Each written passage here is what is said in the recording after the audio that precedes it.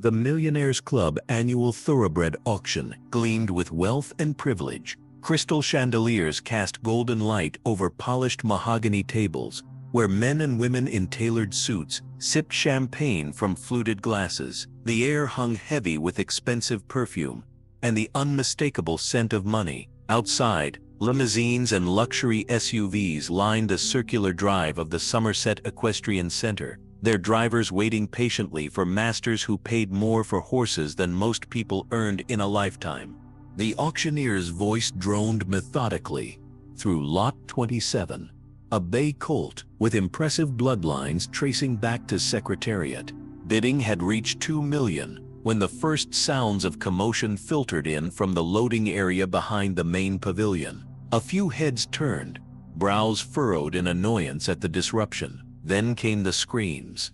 The massive doors at the rear of the auction hall burst open as handlers scattered in all directions.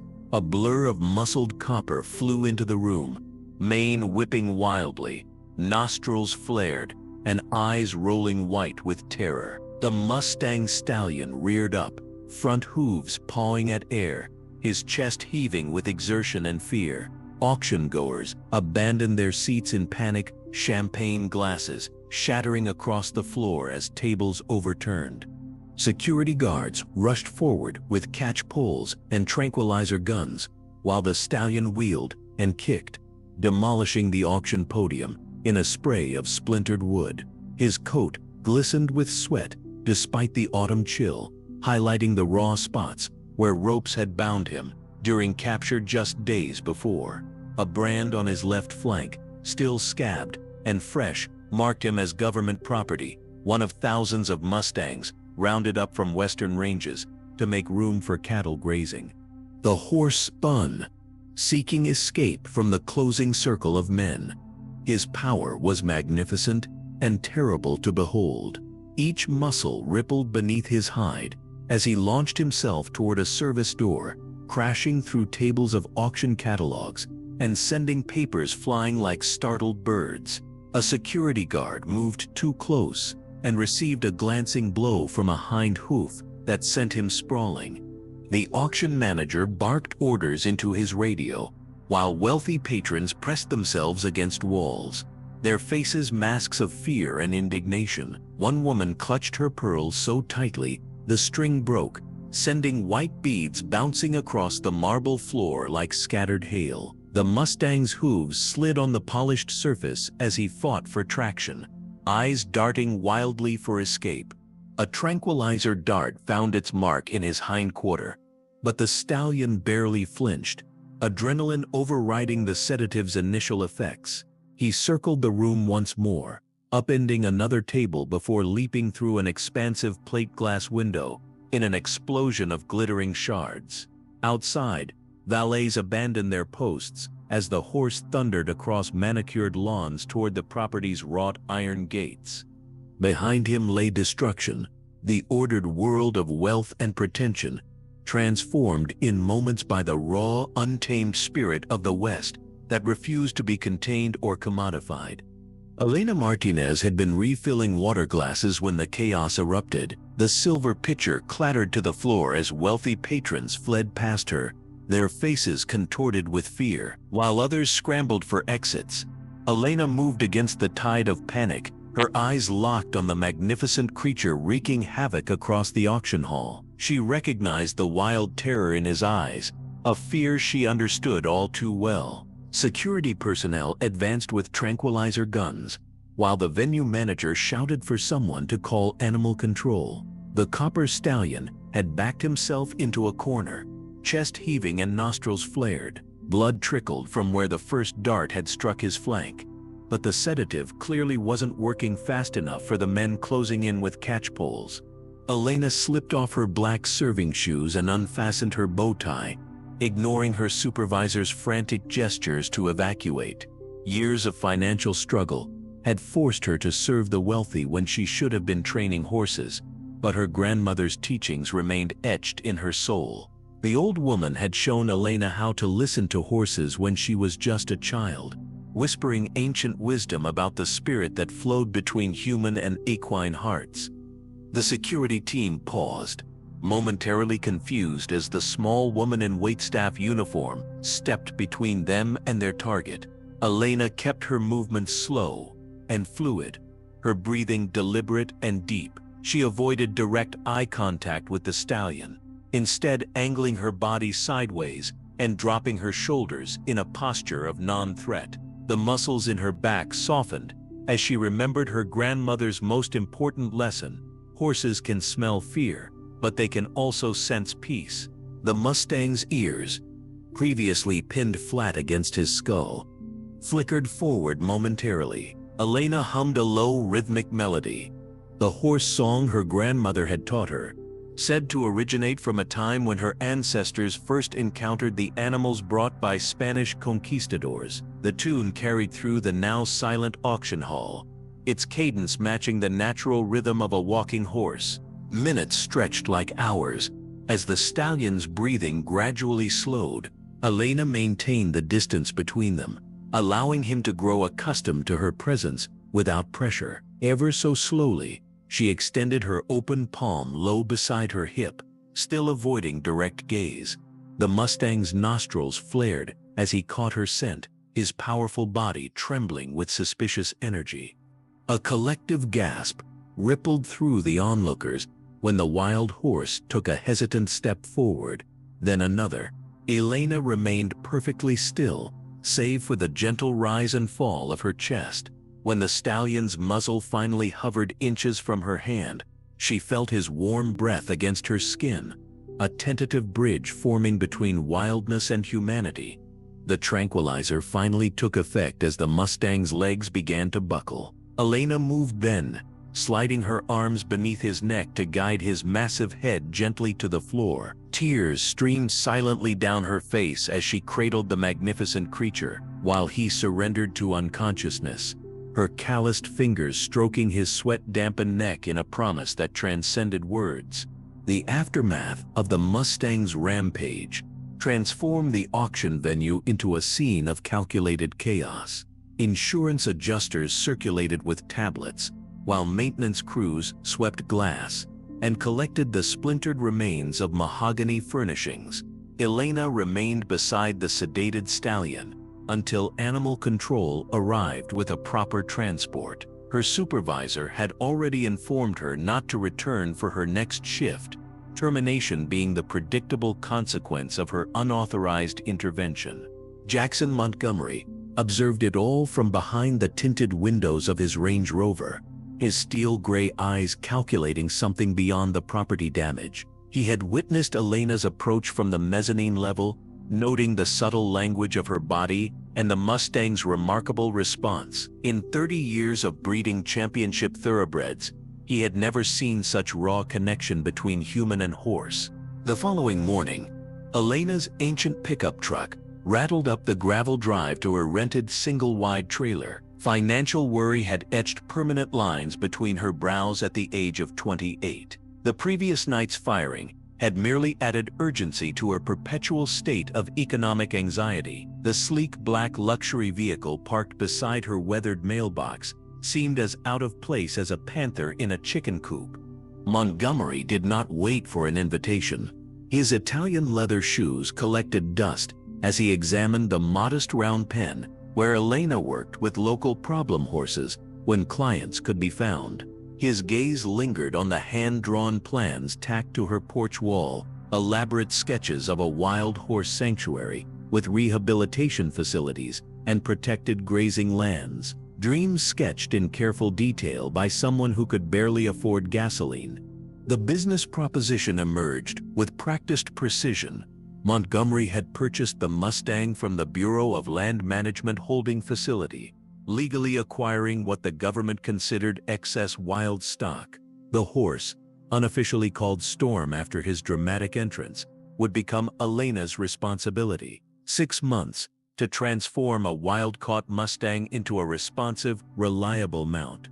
Success would bring funding for her sanctuary vision, 500 acres of prime rangeland, and operational costs covered for 3 years. Failure meant contractual obligation to work exclusively for Montgomery Stables for a full year. applying her evident gift to his racing prospects at a fraction of her market value. The proposition hovered between opportunity and exploitation, the wealthy man's preferred territory for business dealings. Elena studied Montgomery's manicured hands as he extended the contract, noting how they had never known rope burn or the calluses of daily labor. She had encountered his type before at the auction house, men who saw horses as commodities and investments rather than beings with spirits. Yet the sanctuary plans on her wall represented more than personal ambition. Each sketch contained the hopes of preserving something wild and free in a world increasingly hostile to both qualities.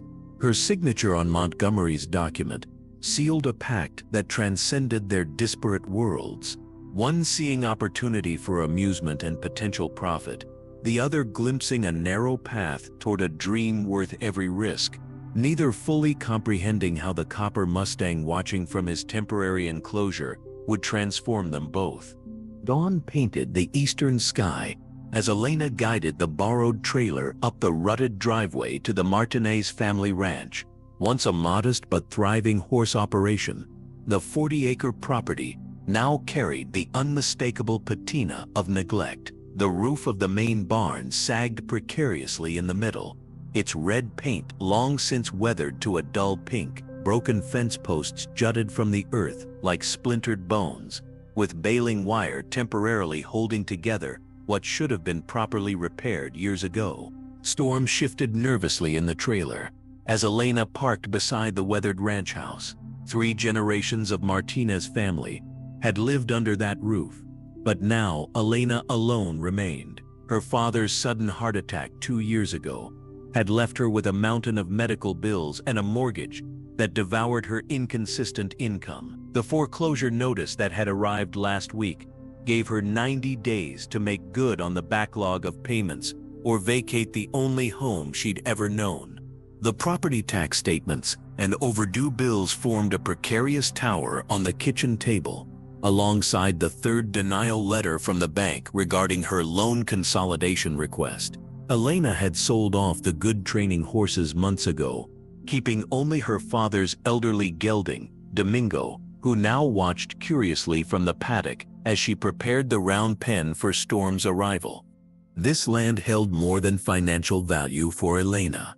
Along the back fence, beneath the ancient cottonwood tree, lay the graves of both her father and her maternal grandmother, Nita Whitehawk.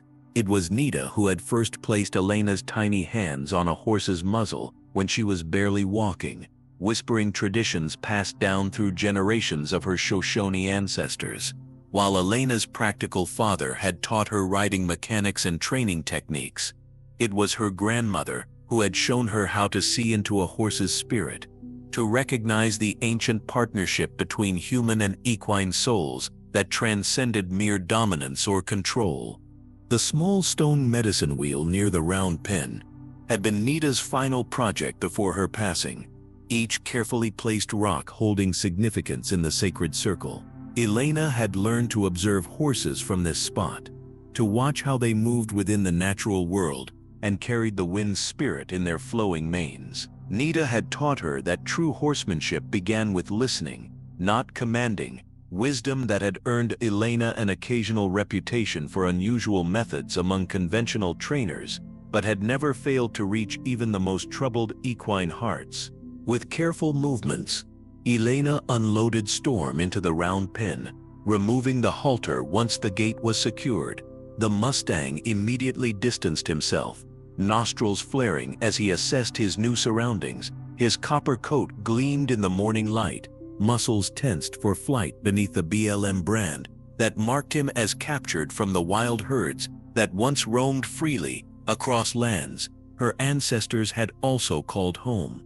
Elena sank onto the worn bench beside the medicine wheel, the weight of Montgomery's contract pressing against her like a physical burden. 6 months to gentle a creature born to freedom. 6 months to save the broken ranch that connected her to everything and everyone she had ever loved. The first week with Storm tested every ounce of Elena's patience and resolve. The Mustang's wild spirit manifested in a perpetual state of rebellion against captivity. Each morning revealed new destruction. Panels kicked in the round pen, water troughs overturned, and once, the splintered remains of a feeding bucket that had somehow been crushed beyond recognition. The copper stallion paced endlessly, wearing a trench along the fence line as he searched for weaknesses in his confinement. Elena's approach diverged sharply from conventional methods, where most trainers would have immediately established dominance through pressure. She simply sat cross-legged outside the pen for hours, reading aloud from her worn copy of horse anatomy texts or sketching Storm's powerful form in her notebook. Local horsemen who caught wind of Montgomery's wager drove by regularly, observing from their truck windows with thinly veiled skepticism. Their whispers carried on the wind. The Martinez girl was crazy, thinking she could gentle a Mustang by staring at it. A waste of time, a fool's errand. On the 10th day, Storm found a loose board and squeezed through, tearing a jagged gash across his chest in the process.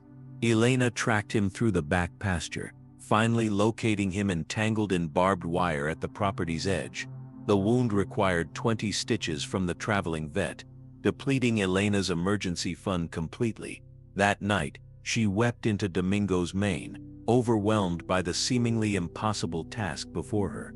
Frank Delgado appeared at her fence line the following morning, his 83-year-old frame still straight, despite the decades of hard work evident in his gnarled hands. The retired horseman had watched Elena grow up from his neighboring property, had seen her grandmother teach her the old ways. Without judgment, he observed Storm from a respectful distance, noting how the Mustang's eyes followed Elena's movements despite his apparent disinterest. Frank recognized what the local cowboys could not, the subtle signs of a connection forming beneath the chaos. 2 weeks in, Storm managed his most dramatic escape yet, kicking down an entire section of fencing and bolting into the foothills. Elena tracked him for miles, finally finding him standing sentinel-like on a ridge overlooking the valley. For nearly an hour, they remained in silent standoff, the wild horse seemingly torn between the call of distant mountains and something inexplicable drawing him back. When Elena finally turned to descend the hill, Storm followed at a distance, maintaining 20 paces between them the entire 3-mile walk back to the ranch. The calendar on Elena's kitchen wall marked 24 weeks remaining in Montgomery's timeline. The local feed store had begun requiring cash payments after her last check bounced. Her truck needed repairs she couldn't afford. Each night brought dreams of her grandmother's voice, reminding her that the greatest horses required the greatest patience. Each morning brought Frank, silently mending fences alongside her, offering coffee from his thermos, and the quiet solidarity of someone who understood that conventional wisdom failed before exceptional spirits, whether human or equine. Dawn broke with unseasonable rain drumming against the tin roof of the ranch house. Elena sat at her kitchen table, forehead pressed against rough wood, as exhaustion claimed the last of her resolve. 3 weeks had passed with minimal progress. Storm tolerated her presence at increasing proximity, but remained fundamentally wild, his eyes carrying the distant horizon even in captivity. The financial pressure mounted daily, with the bank's deadline drawing closer and Montgomery's periodic check-ins growing more pointed in their skepticism. The old cedar trunk in her grandmother's former room had remained closed since Nita's passing.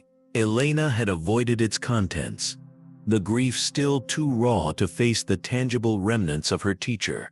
Yet something pulled her there that morning, an instinct beyond logical thought. The trunk's hinges creaked with age as she lifted the heavy lid, releasing the scent of sweet grass and sage. Beneath carefully folded blankets lay her grandmother's hand drum, its surface stretched with elk hide, the wooden frame worn smooth from decades of use. Memory washed over Elena, summer evenings spent beside the corral. As Nita tapped rhythmic heartbeats against the drum, singing songs that predated reservation boundaries and government treaties, songs that spoke of when her people first encountered the descendants of Spanish horses that had returned to the continent of their ancient evolutionary origins. The drum had always seemed to settle the most fractious colts, drawing them closer with curious ears pricked forward. The rain softened to a gentle patter as Elena approached Storm's pen. The Mustang stood alert at her approach, muscled and magnificent, even in the gray morning light. His ears flattened momentarily at the sight of the drum tucked beneath her arm. Elena settled on the mounting block several yards from the fence, allowing the instrument to rest naturally against her crossed legs. Her fingers remembered the rhythm, though her mind had forgotten. Tentative at first, then with growing confidence, she tapped the pattern her grandmother had taught her, the echo of horse hooves across ancient ground. The sound rose above the diminishing rainfall, filling the space between woman and horse with something older than either. Storm's reaction came gradually. First, the subtle shift of weight as his stance relaxed. Then the gentle lowering of his proud head, ears rotating to capture every nuance of sound. When Elena began to hum the melody that accompanied the drumbeat, the Mustang took a tentative step forward, then another. The song carried visions of open plains and thundering herds, of starlit freedom and dusty summer days. For 30 minutes, Elena played without expectation or demand. When her fingers finally stilled, Storm stood directly before her at the fence line, his breath visible in the cool morning air. With deliberate slowness, Elena extended her hand palm upward through the rails. The moment stretched between them, fragile as spider silk. The first touch lasted barely a second, the velvet muzzle brushing against her fingertips before retreating. Yet in that heartbeat of connection, something fundamental shifted. When Elena returned to the house hours later, her grandmother's drum cradled against her chest. She knew a door had opened that could never fully close again. The wild spirit had allowed a bridge to form, tentative but real. Frank, watching from his porch with weathered binoculars, nodded in silent understanding. The old ways still held power. The songs still carried truth.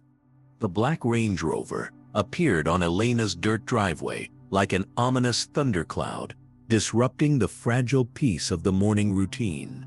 Jackson Montgomery emerged in his tailored suit, looking entirely out of place against the weathered backdrop of the ranch. Behind him followed a stout man with a permanent scowl etched beneath his Stetson, Dale Prescott, Montgomery's celebrated head trainer, known for producing winners through methods that prioritized results over welfare. Elena had anticipated this visit, marking 1 month since the agreement began. The timing could not have been worse. While Storm now accepted her touch along his neck and shoulders, he remained unpredictable, liable to retreat into wild wariness at the slightest provocation. The presence of strangers, particularly men, still triggered his defensive instincts. Montgomery surveyed the modest facilities with thinly veiled disdain, noting the patchwork repairs and humble equipment. His inspection of financial records would have revealed Elena's precarious position, the mortgage payment now 60 days overdue, utilities on final notice. The power imbalance hung in the air between them as they approached Storm's enclosure. The Mustang sensed the tension immediately. He retreated to the far corner, head high and nostrils flared. All the progress of recent days evaporated in the presence of Montgomery's imperious stare and Prescott's aggressive posture. The trainer assessed Storm with the calculating eye of someone viewing horseflesh as commodity rather than conscious being. His contemptuous snort spoke volumes about his assessment of both the Mustang and Elena's methods. Prescott removed tools from his truck with presumptuous confidence, a lunge whip, chains, severe bits designed to establish dominance through discomfort. He demonstrated techniques on the fence post, mimicking movements that emphasized submission through intimidation. His approach represented everything Elena's grandmother had taught her to reject: the breaking of spirit rather than the building of partnership.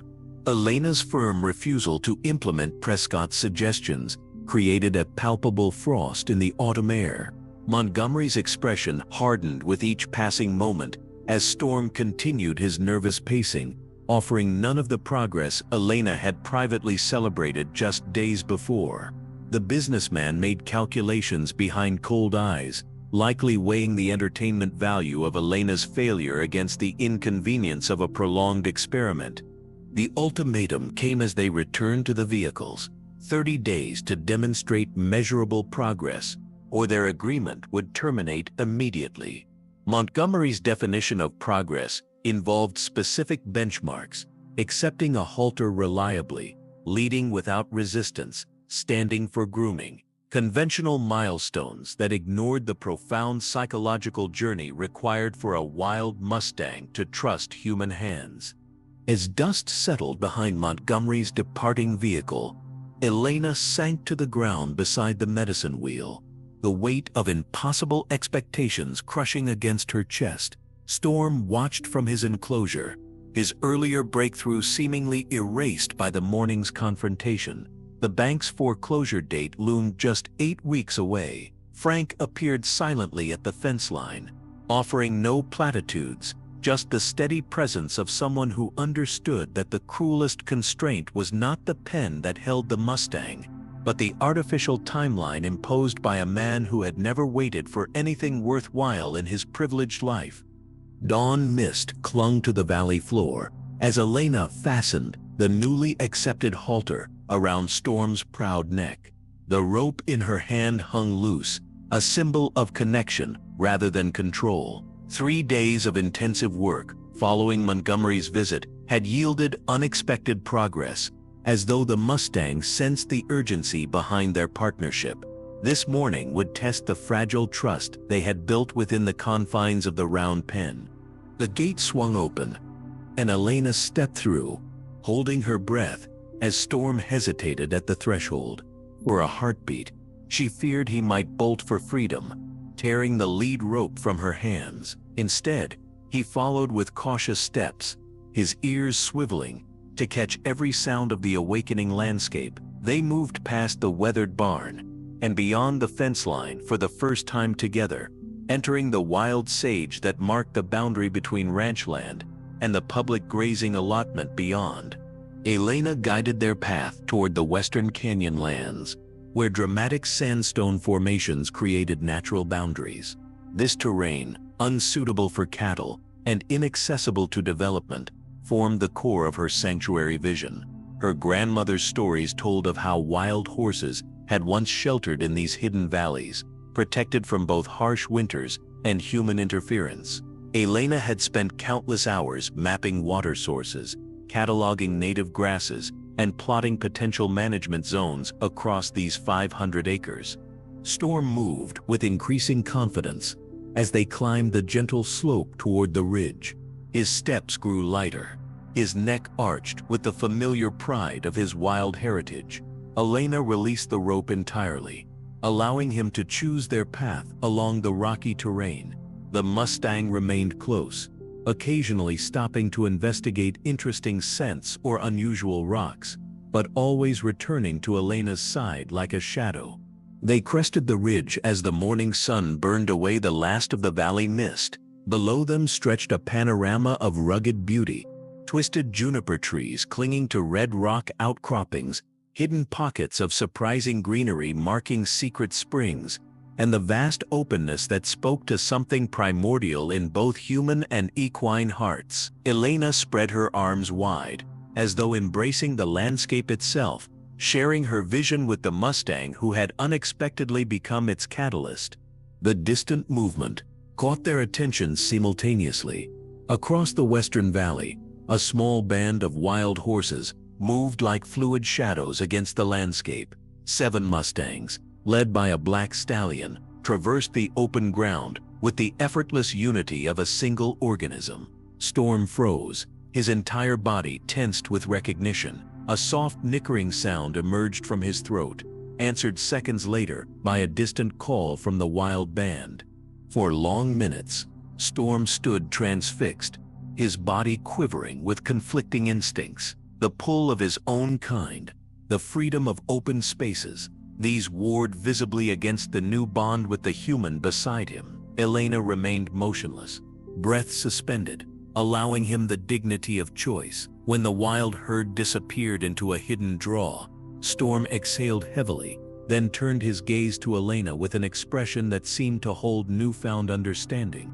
The walk back to the ranch carried a different energy. Storm moved beside Elena without tension or resistance, his steps synchronized with hers, as though they shared a single purpose. Something profound had shifted between them.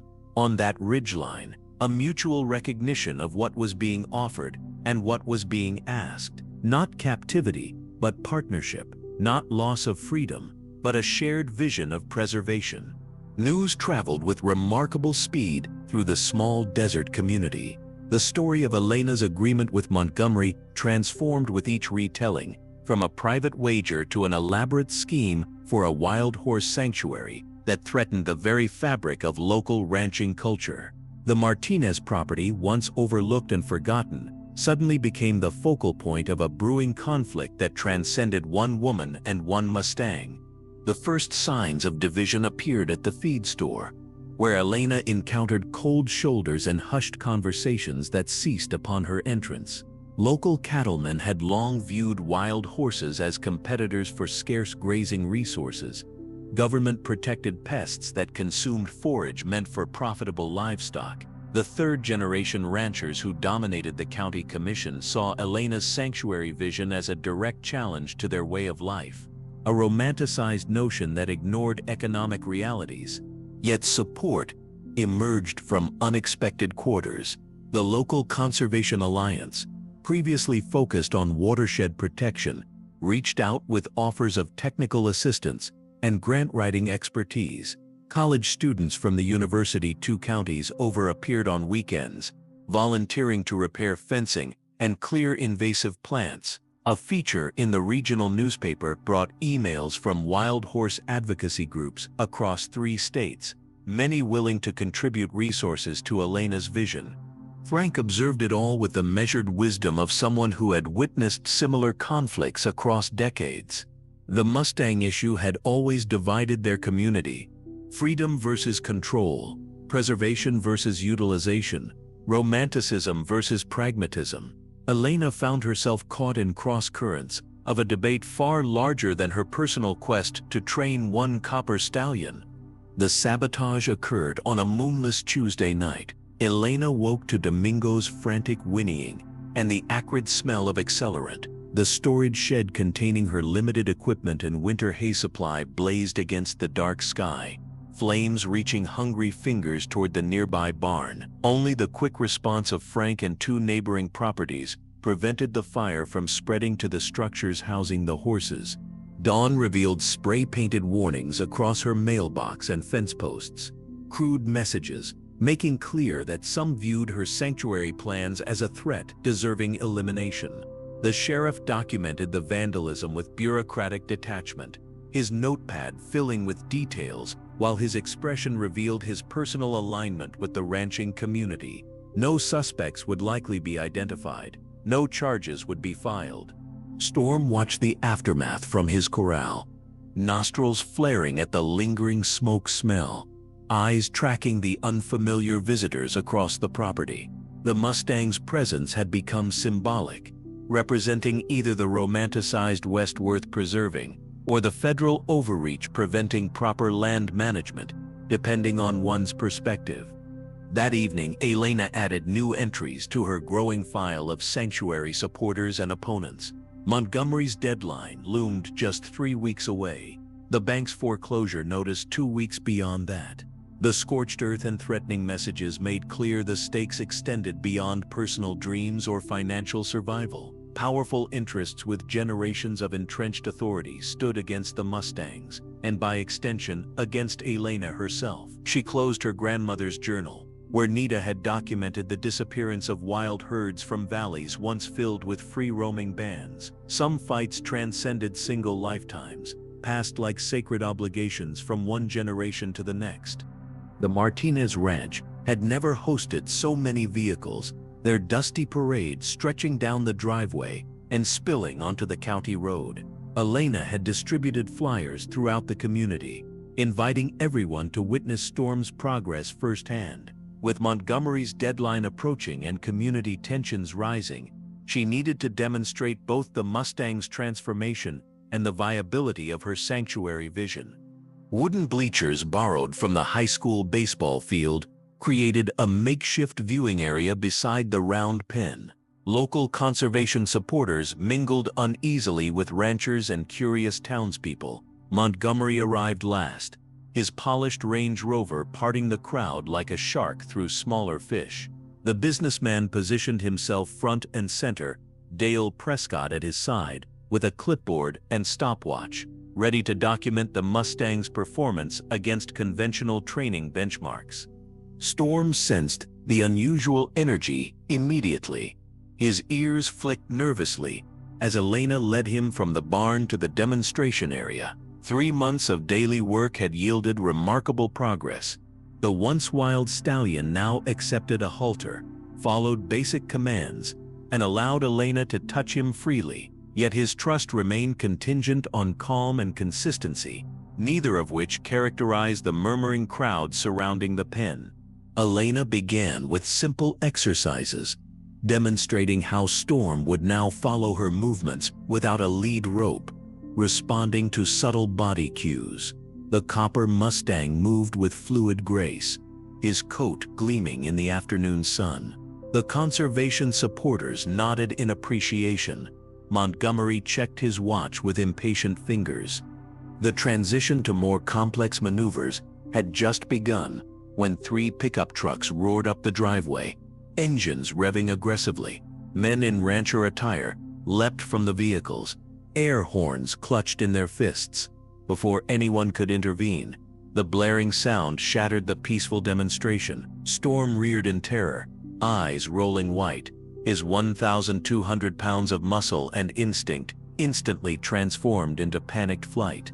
The crowd scattered as the Mustang bolted across the round pen, crashing against the rails with enough force to splinter wood. People scrambled toward their vehicles as Storm's hooves struck out against imagined threats.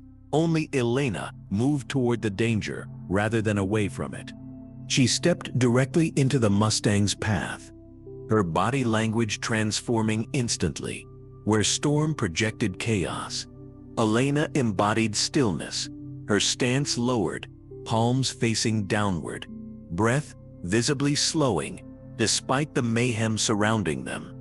The ancient songs of her grandmother whispered from her lips, barely audible, yet somehow cutting through the cacophony of horns and shouting men. The moment hung suspended between heartbeats, a woman standing before a terrified Mustang with nothing but trust as protection. Storm's front hooves touched earth mere inches from Elena, his massive chest heaving with adrenaline. Recognition flickered in his wild eyes as the connection between them reasserted itself through the panic. While the disruptors were escorted from the property by more reasonable community members, Elena remained with Storm in the center of the pen, her hand eventually coming to rest on his sweat-dampened neck. The display of courage impressed even the skeptical ranchers, many departing with newfound respect for the Martinez woman and her methods. Montgomery approached the pen after the crowd dispersed, his calculating gaze measuring what had transpired. The demonstration had failed by conventional standards, yet revealed something far more valuable than trick training, a genuine trust that transcended instinctual fear. Even Prescott's dismissive assessment couldn't diminish the profound bond witnessed by all present that afternoon. The afternoon following the demonstration, Montgomery's Range Rover returned to the Martinez Ranch. Rain threatened from gathering clouds as the businessman strode toward the barn, where Elena brushed Storm's coat, the methodical stroke soothing them both after the previous day's chaos. The copper stallion tensed at Montgomery's approach, but remained in place, a testament to his growing trust in Elena's judgment. Montgomery circled the Mustang with appraising eyes, noting the improved muscle tone and calmer demeanor. His manicured fingers traced invisible calculations in the air as he assessed Storm against some internal standard only wealth and privilege could define. Elena continued brushing, her expression neutral despite the anxiety constricting her chest. The businessman's unexpected return suggested either termination of their agreement or some new complication. The revised terms emerged with typical Montgomery precision, each condition laid out as though presenting a business acquisition rather than discussing a living being's future. While he acknowledged Elena's progress with Storm, particularly her handling of the disruption, Montgomery declared it insufficient for his investment standards. The original deadline moved forward by 2 full weeks, compressing Elena's remaining time to a mere 30 days. More concerning, Montgomery added a new condition central to his continued involvement: the Liberty Showcase, an invitation-only exhibition for elite equestrians held at his private arena, would feature Storm as a highlight. The Mustang must not only accept a rider by then, but perform specific maneuvers demonstrating his transformation from wild to domesticated. Montgomery had already invited potential donors for Elena's sanctuary project to witness the culmination of her work. The barely concealed ultimatum hung between them: either Storm performed to Montgomery's satisfaction, or funding for the sanctuary vanished along with Elena's dream of saving her family property. The bank's foreclosure date loomed just beyond the showcase timeline, a fact Montgomery had undoubtedly verified through his financial connections. Rain began to fall as Montgomery departed, his vehicle spraying gravel in its wake. Elena sank onto a hay bale, the brush forgotten in her trembling hands. Storm nosed her shoulder gently, perhaps sensing her distress. The connection they had built over months had created genuine trust, but riding represented a fundamental violation of that trust, an assertion of human dominance over equine will that contradicted everything Elena's grandmother had taught her about partnership with horses. Frank appeared in the barn doorway, his weathered face lined with concern. He had overheard enough to understand the impossible choice now facing Elena. Either she betrayed her principles and Storm's trust by forcing an accelerated training schedule toward riding, or she lost everything: the ranch, the sanctuary vision, and possibly Storm himself, who would revert to Montgomery's ownership upon failure. That night, Elena spread her grandmother's journals across the kitchen table, searching for guidance. Rain drummed against the windows as she reviewed Nita's teachings about respecting a horse's spirit.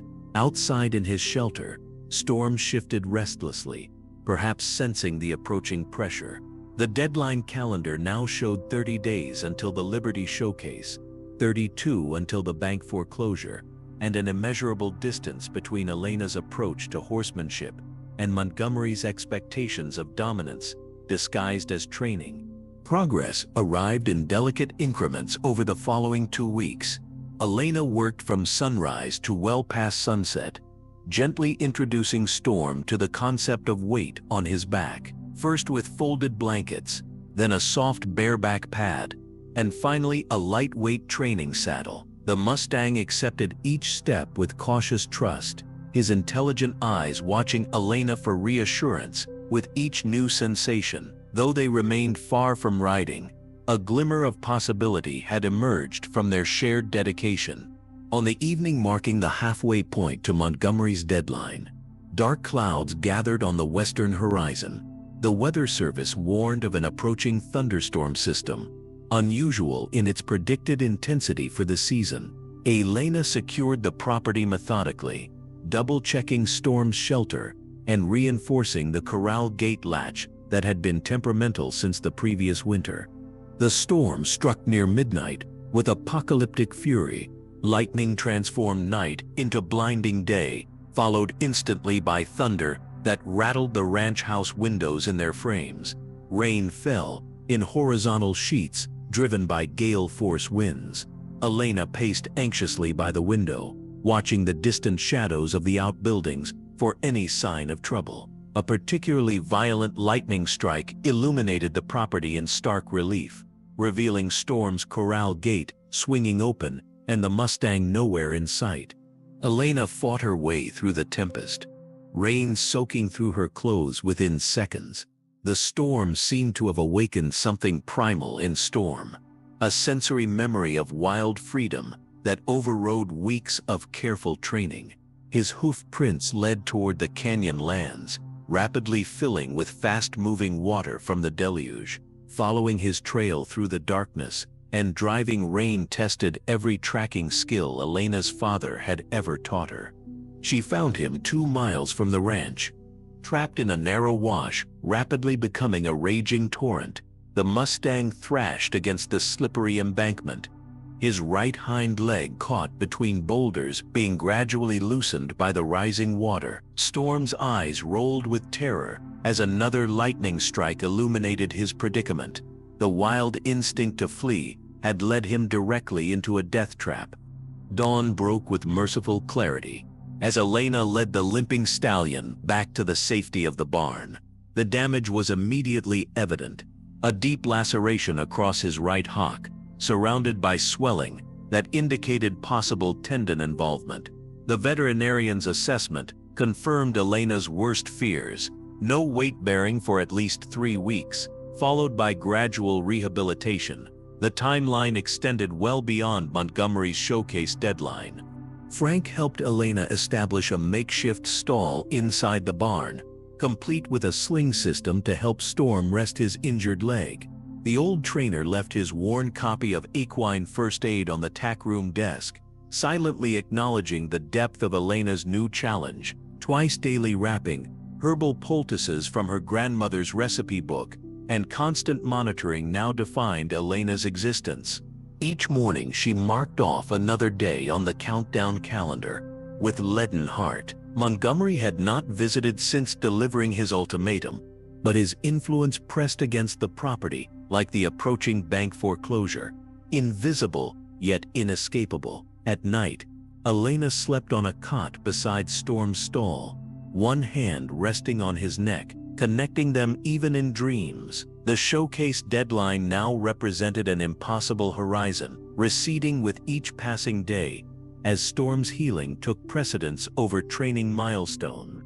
The sun hung low on the horizon, painting the barn in amber hues as Elena changed Storm's bandages for the evening treatment. 14 days had passed since the injury, and while the wound was healing clean, the Mustang remained weeks away from bearing full weight on the leg. The calendar on the barn wall showed just 9 days until Montgomery's showcase. The impossibility of their situation pressed against Elena's shoulders with crushing weight. Frank arrived as twilight deepened, carrying a thermos of coffee and the quiet dignity that had sustained him through 8 decades of hard living. He settled onto a hay bale opposite Elena, observing her methodical care of the Mustang with knowing eyes. Storm had grown accustomed to the old man's presence, accepting him as an extension of Elena's trusted circle. After several minutes of companionable silence, Frank retrieved a bundle wrapped in oiled leather from his truck. The package, revealed with reverent hands, contained a bridle unlike any Elena had seen outside of museums. Hand-tooled leather, darkened with age, inlaid with intricate silver conchos, showing traditional Navajo storm patterns. The craftsmanship spoke of another era, when horse equipment was made to last generations. The story emerged slowly, like water from a deep well. 52 years earlier, Frank had encountered a Mustang stallion, much like Storm, copper-colored, with a spirit that defied conventional training. The young Frank, eager to prove himself among established trainers, had pushed too hard and too fast. The stallion, cornered and desperate, had broken his own neck trying to escape the round pen. Frank's greatest failure, his deepest regret, carried across half a century to this moment of shared understanding. The bridle had been commissioned afterward, a reminder of patience never to be forgotten. Frank had used it on only his finest horses since, a talisman of lessons learned through heartbreak. Now he placed it in Elena's hands, a transfer of wisdom that transcended words. With it came advice that contradicted every modern training manual, approaches based not on dominance but on surrender, techniques that required the trainer to become the student. Frank explained the concept of liberty training, where the horse remains completely free of physical restraint, choosing connection through spirit rather than submission through force. He spoke of horses who performed complex maneuvers without bridle or saddle, responding to subtle energy and intention rather than physical cues. Such training took years to perfect, but its foundation could be established in weeks with the right horse and the right human. The approach aligned perfectly with Elena's grandmother's teachings about respecting a horse's spirit. As night fully claimed the sky, Frank sketched training patterns in the sawdust, demonstrating movements Elena had never considered. His gnarled hands traced the invisible threads of connection between horse and human, showing how Storm's injury might become advantage rather than setback. The Mustang watched from his stall, ears pricked forward, as though understanding the significance of this moment. When Frank departed, the silver bridle remained hanging beside Storm's stall, catching moonlight through the barn window. Its presence crystallized something within Elena, a determination transcending Montgomery's arbitrary showcase. Storm's healing in spirit would dictate their path forward, not artificial deadlines or conventional expectations. Frank's wisdom offered not just technique, but permission to honor the deeper truths of horsemanship her grandmother had instilled in her from childhood. Montgomery's private equestrian center gleamed with ostentatious wealth. Crystal chandeliers hung above the indoor arena, their light reflecting off polished brass fixtures and mahogany paneling. The climate-controlled viewing area held rows of plush seating where potential donors and equestrian elite sipped champagne from fluted glasses. Programs printed on heavyweight stock detailed the day's performances, with Storm and Elena listed as the penultimate exhibition, Mustang Transformation, from wild to willing. Elena waited in the preparation area, watching previous performers through the gap in the heavy curtains. Impeccably bred horses executed precise dressage movements under saddle, responding to nearly imperceptible cues from riders in formal attire. Each demonstration showcased technical perfection, the culmination of years of conventional training. Montgomery circulated among the attendees, directing special attention to those he had invited specifically to witness Elena's performance. Storm stood quietly in the temporary stall, his injured leg now bearing weight, though still wrapped protectively. The past 9 days had seen remarkable progress, not in traditional training, but in the liberty work Frank had introduced. Elena had abandoned all conventional equipment, focusing instead on developing communication through energy, intention, and mutual respect. The copper Mustang had responded with increasing sensitivity to her subtle cues, their connection deepening beyond anything she had experienced with previous horses. An attendant appeared, indicating their turn approached. Elena removed Storm's halter, replacing it with nothing. No bridle, no lead rope, not even the symbolic thread some liberty trainers used for minimal contact. The attendant's expression betrayed confusion and concern, but Elena moved toward the arena entrance with unwavering conviction, Storm following freely at her shoulder.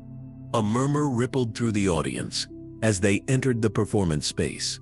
Montgomery's face darkened at the sight of the tactless horse, his eyes narrowing with recognition that Elena had chosen a path entirely different from his instructions. The potential donors leaned forward in their seats, intrigued by this departure from the day's regimented displays. Elena centered herself in the vast arena, surrounded by expectant gazes and judgment. She closed her eyes briefly, channeling her grandmother's teachings and Frank's wisdom. When she opened them, she focused solely on Storm, excluding all external pressure from her awareness. With subtle shifts in her posture and energy, she invited the Mustang to begin their dance. What followed transcended conventional horsemanship. Storm moved in perfect synchronization with Elena, maintaining precise distances as they spiraled together across the arena. When she paused, he stopped beside her. When she accelerated, he matched her pace. Without voice commands or physical contact, they created patterns of movement that demonstrated profound communication. The most breathtaking moment came when Elena stood completely still in the center, while Storm circled her at increasing speed, his powerful body leaning into the turn like a barrel racer, yet maintaining perfect orbit around her still point. His injured leg showed no hesitation, his spirit fully engaged in their shared performance. For the finale, Elena knelt in the soft arena footing. Storm approached and lowered his proud head, touching his forehead to hers, in a moment of connection that silenced even the skeptics. No forced submission, no dominance, simply partnership between two beings choosing each other. Montgomery's expression remained unreadable as applause filled the arena. The potential donors exchanged glances of approval, clearly impressed by a demonstration unlike anything in their previous experience. Elena and Storm departed as they had entered, together by choice, not compulsion. The reception following the showcase sparkled with the effervescence of expensive champagne and genuine excitement. Potential donors clustered around Elena, business cards and promises of support exchanged with enthusiasm rarely seen in these circles accustomed to polished performances. Storm's Liberty demonstration had awakened something in the audience, a recognition of possibilities beyond traditional horsemanship that struck deeper chords than technical precision ever could. Montgomery approached with the measured calculation of a businessman, evaluating an unexpected market shift. His original vision of a rideable, domesticated Mustang had not materialized, yet Elena had undeniably succeeded in transforming the wild stallion, not through breaking his spirit, but by elevating it through partnership. The wealthy man's acknowledgement came with a nod and extended hand, the contract terms technically fulfilled, if not in the manner he had envisioned. The microphone passed to Elena for acknowledgments. With Storm standing freely beside her, she addressed the gathered influencers with quiet conviction. The sanctuary she envisioned would not exist as originally planned, not as permanent refuge but as rehabilitation center, with the ultimate goal of returning Mustangs to sustainable wild habitats. Storm would be its first success story, returning to the canyon lands with the skills to navigate the interface between human and wild domains. Montgomery's expression shifted from surprise to thoughtful reconsideration as Elena outlined the conservation foundation that would manage the sanctuary lands. The revised vision aligned with emerging environmental values increasingly embraced by the wealthy elite seeking meaningful legacy projects. By the evening's end, funding commitments had tripled Elena's original goal, with Montgomery himself pledging matching contributions that would ensure the foundation's viability for decades. 3 weeks later, Elena stood on the ridgeline overlooking the Western Valley, legal documents secured in a satchel bearing the newly designed Martinez Mustang Conservation Foundation logo. Montgomery waited beside his Range Rover in the distance, pen ready for the final signatures that would transfer the 500-acre canyon lands into permanent conservation status. The bank's foreclosure notice had transformed into mortgage satisfaction, with funds remaining to restore the ranch as the foundation's headquarters. Storm stood beside Elena one final time, no halter or restraint connecting them, only the invisible bond forged through mutual respect. His injury had healed completely, his copper coat gleaming with health in the morning light. In the valley below, the wild herd they had encountered months earlier grazed peacefully, unaware of the bureaucratic protections now ensuring their continued freedom. With a gentle touch to Storm's neck, Elena stepped back, releasing him from any obligation to remain. The Mustang hesitated, meeting her eyes with the intelligent awareness that had connected them from the beginning. Then, with a toss of his proud head, he descended the ridge toward his wild kin, his powerful strides carrying him home to freedom. Elena watched until Storm reached the herd, his integration marked by brief interactions with the lead stallion. Only then did she turn toward Montgomery and the waiting paperwork that would safeguard not just one Mustang's future, but the legacy of all wild horses across the protected canyons. Her grandmother's wisdom and Frank's guidance had led to something greater than any individual success, a sustainable balance between human stewardship and wild freedom. If you enjoyed this story of trust, transformation, and true freedom, please like and subscribe for more heartwarming tales of extraordinary connections between humans and animals. Thank you for watching, and see you in the next video.